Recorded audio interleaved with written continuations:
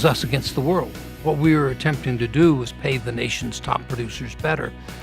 That put me on the hate list of every other real estate company. The brokers did not like the idea of making the agents the heroes of the organization.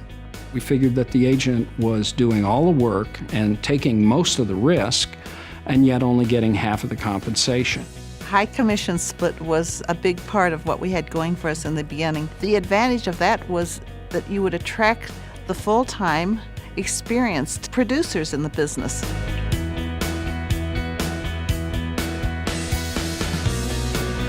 REMAX has always been that pioneer. We basically taught agents how to promote themselves.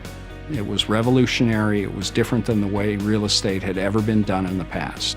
The first month, I took over 1,000 phone calls, 204 face-to-face interviews, and 4 people signed up. And the whole industry was knocking us and telling us that we were nothing but a bunch of cowboys and yahoos. And we went to the Colorado Association of Realtors convention, and so we passed out red, white, and blue pens, and it said 100% in the center, I up mine, now up yours. We weren't liked very well, let's just put it that way. But we became respected because of the fact of the numbers that we were doing, the quality of the agent, the integrity of the agents that we were bringing on. We evolved, and what happened was we coalesced around one image. We had 2 owners of the REMAX franchise in Albuquerque, and the Albuquerque Balloon Festival was just taking off.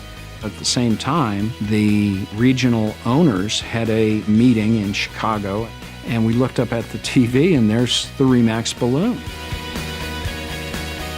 Nobody wanted it as a logo. It was just, isn't that cute, our balloons up in the air? We took a silly little symbol and turned it into this massive icon of what professional real estate is supposed to be about. The early days of the company were fraught with a lot of financial difficulties. We had to sell a franchise in order to make payroll. We had to sell another franchise in order to pay the rent. It was just an absolutely terrible market. In 1980, we lucked out and sold to 2 extraordinary business people, Frank Posler and Walter Snyder. Of course, we were extremely impressed. They showed us the best of the best, and we thought we could repeat that in Ontario. We thought there was a great opportunity in the marketplace for this type of brand and this type of business model. Dave looked at my financial statement. He said, Frank, you're broke. I said, we'll make it work. They convinced us that they could do the job, and they totally turned the company around. Frank and Walter understood franchising. They fell in love with our concept. They opened the entire European continent for us. And overnight, they revolutionized our company. In 1983, we did our first conference up in Northern Ontario. This guy flew in with his seaplane, and I said, Dave, you want to fly with us? No, he said, Gail, you go. The pilot made a mistake. The plane went into a stall spin, crashed into the trees. Killing the pilot and putting Gail and the other 2 passengers in the hospital for years. Originally, they told Dave that she would be lucky to make it through the night.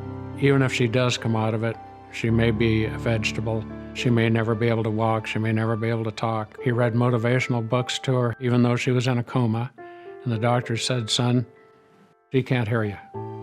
He said, I'm going to keep talking to her, and I'm going to sleep here, and I'm going to be with her until she gets well.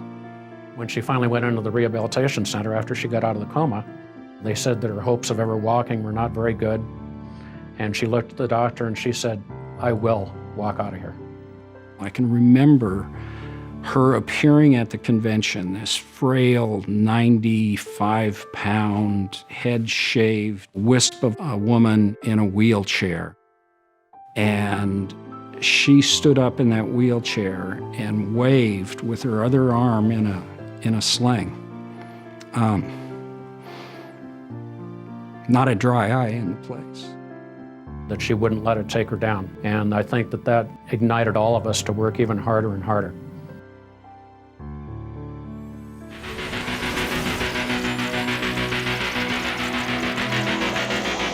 By the 90s, we were booming. At our 20th anniversary, we'd reached 30,000 agents. And at that point, we really started to become a factor in the country. The agent number meant market share, meant market presence, meant advertising dollars. the premier best agents in the business, best customer satisfaction, the best brand name awareness, the most market share, the best web presence. All these things are the REMAX brand. The 90s were impacted by technology, and REMAX was in the forefront of that. We became the first real estate company to have a satellite TV network. We opened the convention at the National Association of Realtors with a huge booth, cameramen interviewing people. We made such a smash hit the first day that by the second day, 30 or 40 of our competitors all had whiteboards up in their booths that said, "We too have national television coming." We had the tools to help make agents and brokers more successful than they had ever been in the past. Our national company, our regional companies, our broker owners. We are all specialists in providing products and services to help top producers become more successful. We are totally devoted to the top producer. By the time 2000 rolled around, REMAX was the significant player in the real estate industry in all of North America. We went from country to country and started seeing the immediate success. We were established. We were the go-to company. We had a national presence in the media. It was inevitable we'd become number one. REMAX survived the difficult markets for the same reason that we prospered in the very good markets. We said, batten down the hatches. This is going to be the toughest one we've ever seen. Dave, being the visionary that he is, realized what agents needed to do was change the focus of their business. First, we saw the unbelievable number of foreclosures and REOs coming and said, you've got to prove to bankers you can handle REOs. It's going to be the business we have. We started teaching the CDPE course and pushed the short sales. We went to Fannie, Freddie, FDIC, Treasury, and HUD.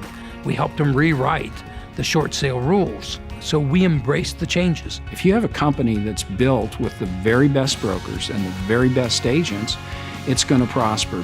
To be affiliated with the best agents, the best broker owners and managers, it's been the best 40 years of my life. There's no words to explain how much we appreciate the real estate agents and broker owners that work with us. They built this company. It was a passion for the organization. It was an absolute love for the people in REMAX, and we never lost our focus.